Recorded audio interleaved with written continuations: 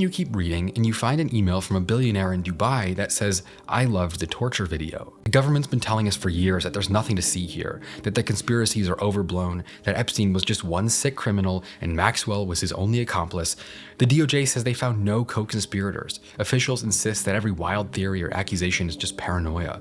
But then you keep reading and you find an email from a billionaire in Dubai that says, "I loved the torture video." Then another one is full of redacted images with the caption age 11. Then there's another email where they're talking about pizza and grape soda while giggling that no one else can understand. And then you find out that he was doing business with Israeli politicians and British politicians and American politicians and their advisors, Democrats and Republicans, and writing about Mossad and Jewish supremacy and how to get children addicted to video games and how to breed perfect babies and how to make young men disillusioned and believe in extremist politics. And then you actually look at what's in these files, not what the government says is in them, but what's actually in there. And it's not just bad, it's not just disturbing, it's enough to make our deepest, darkest conspiracies look like a joke. Every one of the worst, most strangest, insane ideas that's been said about Epstein turns out to have real evidence towards its truth. And so if you think what we've looked at so far is disturbing, if you think the list of rich, influential people who stayed around Epstein after they knew what he was is horrifying, we haven't even gotten to the bad part yet.